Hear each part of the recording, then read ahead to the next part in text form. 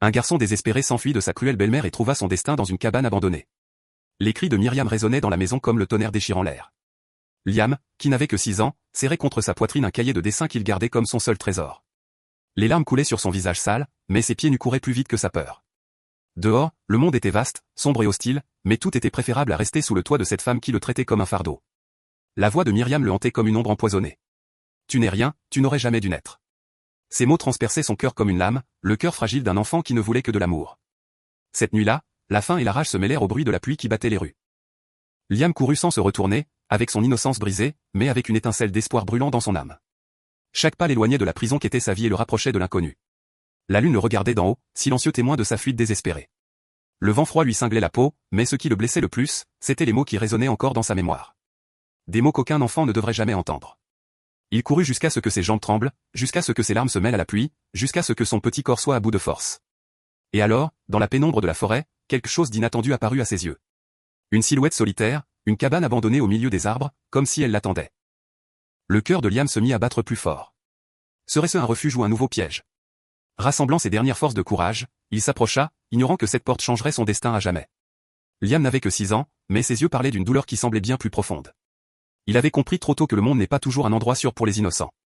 Dans son cahier de dessin, il gardait des croquis maladroits de l'image de sa mère absente. La seule preuve de l'amour qui lui avait été enlevé trop tôt.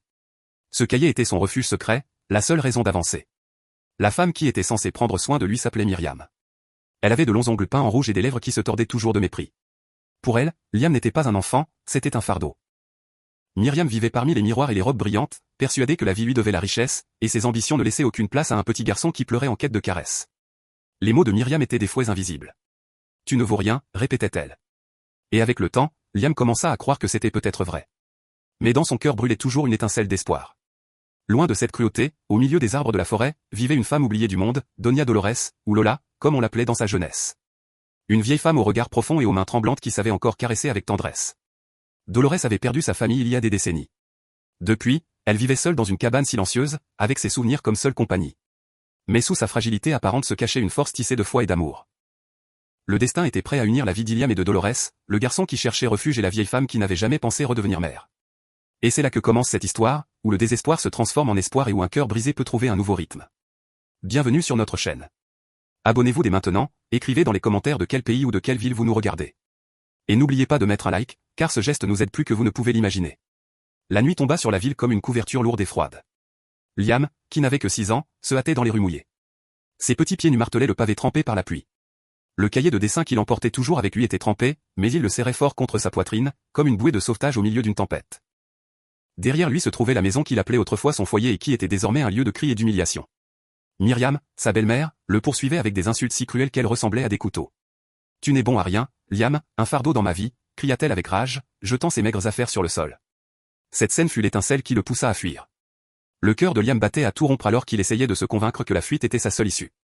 Il avait enduré la faim, le travail acharné et des nuits entières de peur, caché sous une couverture miteuse. Mais quelque chose à l'intérieur lui disait que s'il restait, il perdrait les restes d'innocence qui lui restaient encore.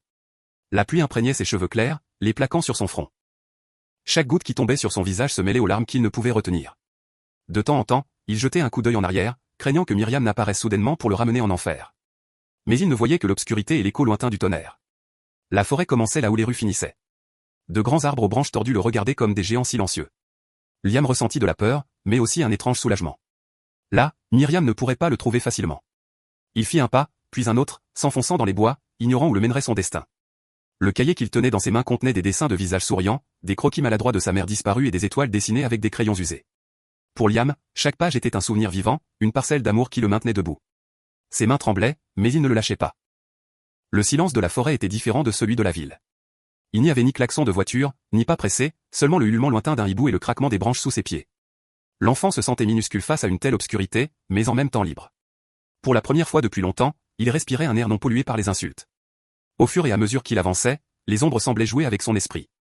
Il lui sembla entendre des rires, des chuchotements, même la voix de son père décédé, l'appelant par son nom.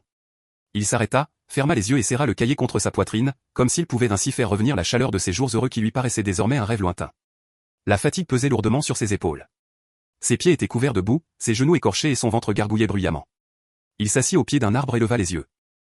Un rayon de lune perça les branches, illuminant le ciel nuageux.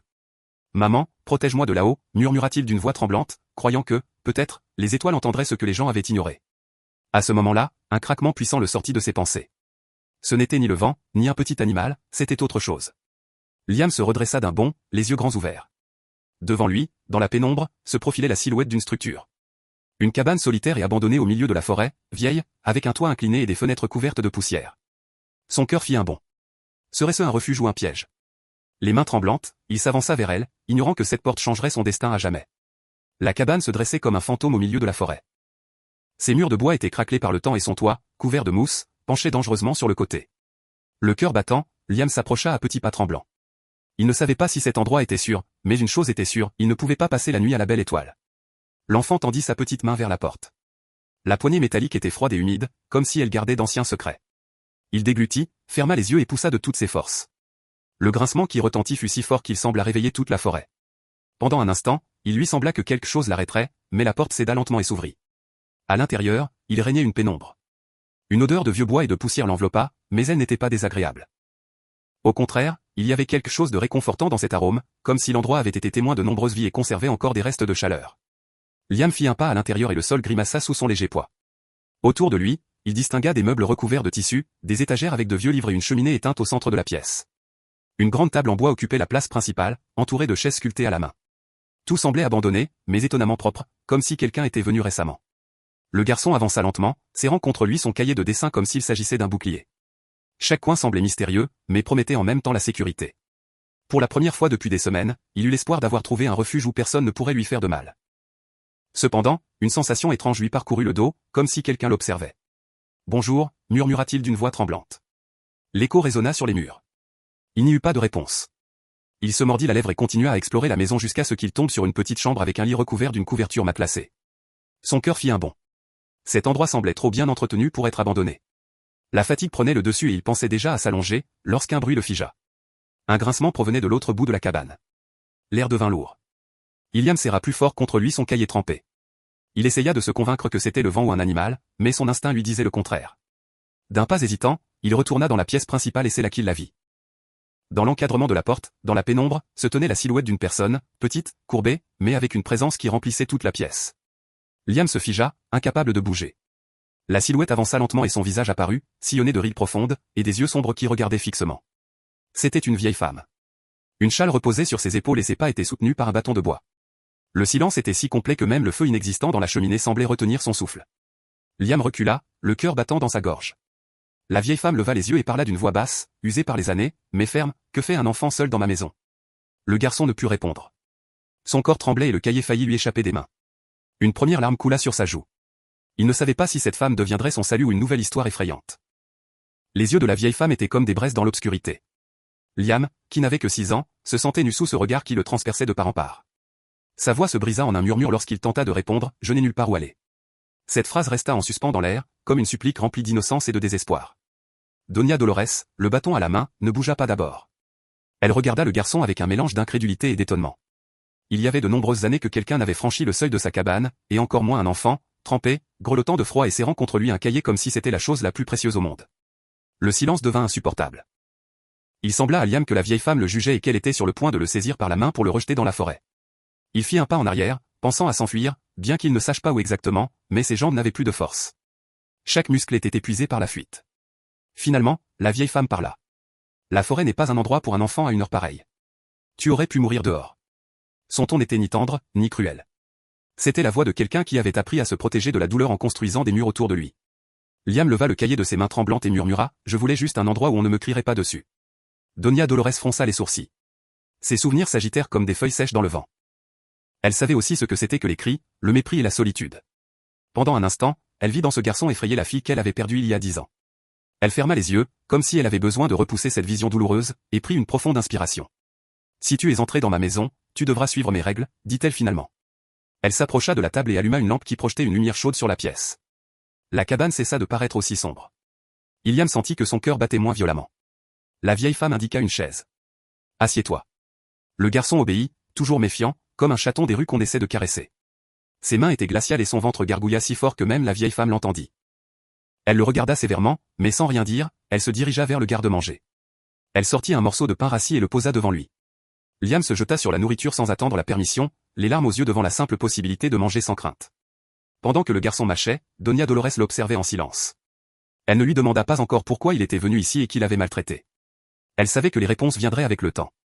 La seule chose qu'elle reconnaissait à cet instant, c'était la pure vulnérabilité d'un enfant qui avait couru trop loin pour son âge et qui avait besoin de se reposer plus que de donner des explications. Lorsqu'il eut fini de manger, Liam posa le cahier sur la table et, sans réfléchir, l'ouvrit. Sur l'une des pages, une figure maladroitement dessinée représentait une femme avec de longs cheveux et un large sourire. « C'est ma maman », expliqua-t-il d'une voix tremblante. « Elle n'est plus là. Et Sonora Myriam dit qu'elle ne reviendra jamais. » La vieille femme sentit quelque chose se briser en elle. Elle serra son bâton, luttant contre les tremblements de ses mains. La nuit avançait et la pluie battait les fenêtres de la cabane. Dolores savait que ce garçon ne pouvait pas retourner dans la forêt. Cependant, le laisser entrer signifiait aussi rouvrir des blessures qu'elle gardait scellées depuis des années. Elle ferma les yeux et prit une profonde inspiration. « Tu peux rester cette nuit », dit-elle finalement. Liam leva les yeux avec une étincelle d'espoir qu'il croyait perdue. Il ne savait pas que ce ne serait que le début d'une nouvelle vie et qu'en l'acceptant, la vieille femme changeait aussi à jamais la direction de la sienne. L'aube apporta avec elle un silence épais. Liam dormait sur le petit lit, recouvert d'une couverture qui sentait le vieux bois et la lavande. Ses paupières étaient encore humides de larmes, mais pour la première fois depuis longtemps, il ne rêvait pas de cris et de punition. Il rêvait d'une voix douce qui le berçait, bien que cette voix n'existât que dans sa mémoire. Doña Dolores, assise dans un fauteuil à bascule près de la fenêtre, n'arrivait pas à fermer l'œil. Elle observait le garçon respirer paisiblement, serrant contre lui son cahier. Des années auparavant, elle avait juré de ne plus jamais s'attacher à qui que ce soit, afin de ne pas revivre la douleur de la perte de sa fille. Cependant, cette créature aux cheveux blonds avait fait irruption dans sa vie comme un éclair, remuant les ruines d'un cœur qu'elle croyait enterré. Lorsque le soleil apparut entre les arbres, la vieille femme se leva d'un pas lent, prépara du café sur le vieux poêle à bois et plaça à côté de la cafetière un pot de lait chaud et un peu de pain. L'arôme réveilla Liam, qui ouvrit les yeux désorientés. Pendant un instant, il pensa que tout avait été un rêve, mais en voyant Doña Dolores sourit.